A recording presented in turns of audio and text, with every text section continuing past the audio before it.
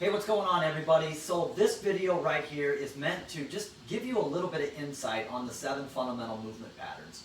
So as you can read, we start with hinging movements. Hinging movements are anything that you bend. So any movement like a deadlift or even a single leg movement, anything where we're just really bending in half.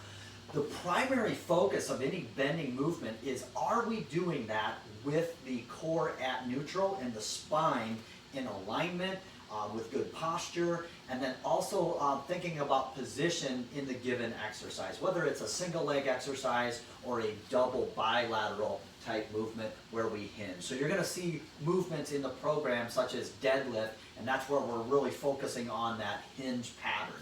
The next movement is the squat. Now squat can be a variation of both bilateral in your best squat stance, down to a chair, down to a low depth, down to a half, into a jump, anything where we're really just taking both the knees and the hip and bending. So that's going to be your squat patterns, but we're also looking at single leg patterns and what are some of the, again, the alignment, the position, and then what is your posture during the squat patterns. So we'll go into detail on that.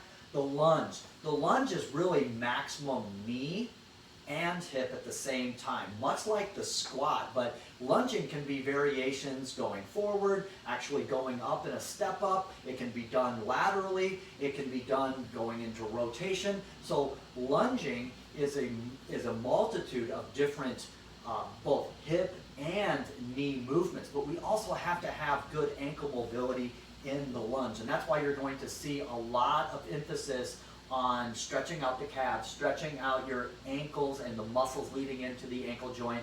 So the ankle is so crucial to this program, especially with the squat and the lunge.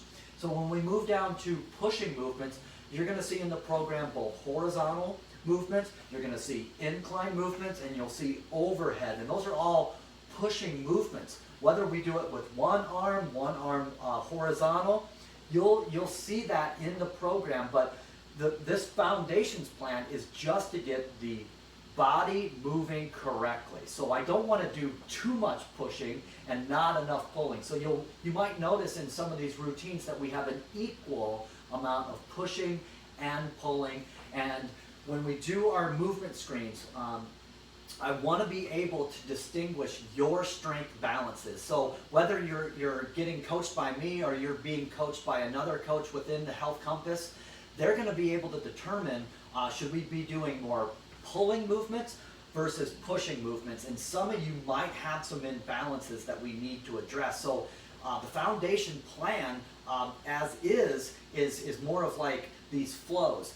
But in your individual plan, your coach might give you a little bit more repetitions or sets to be doing to balance you out. So make sure that you're taking note of those and asking your coach if there's any switches because of an injury, because of some type of movement dysfunction that we saw during the assessments. The next fundamental movement pattern is rotation. So when we look at rotation, it's so crucial that we move correctly. A lot of times we move the wrong joints when we're trying to rotate. An example of that is if I turn, but if I turn with just my low back instead of turning with my hips, we can see low back being, I guess, a part of your body that over time might get sore or might get kind of feeling like it's overused. So when we look at rotation, we should be rotating up at the T-spine, we should be rotating at the hips, and then we want to keep the core stable. So learning how to rotate and learning how to rotate with your joints in a clean, smooth, staying aligned, staying, like I said, with posture, staying in good position. Rotation is going to be a part of this program, and it's best to learn it in a foundational setting. So you might see exercises like side plank. And side plank, there's no rotation in that, but what's happening is we're anti-rotating, or we're anti-bending. So if I'm on the ground right now, the gravity wants to pull me down in. What I'm doing is I'm resisting that rotation. Another example is if I had like a band attached to the camera right now, and that band was on the camera, and that band was pulling me towards the camera, and I was just sitting here and fighting, This would be anti-rotation. So I'm resisting that.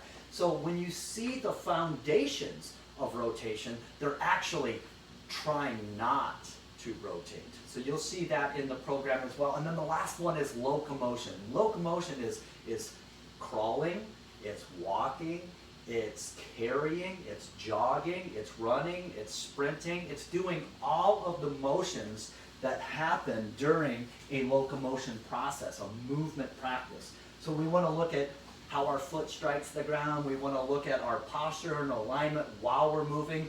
You might see in the foundations program just a lot of like farmer carries or movements where we're just trying to keep alignment and posture. That's the whole point of this whole foundations, is just, do we have movement awareness in these 7 fundamental movement patterns? And can we recognize when we're out of position, when we're out of alignment, and then what type of posture do we need for the given task?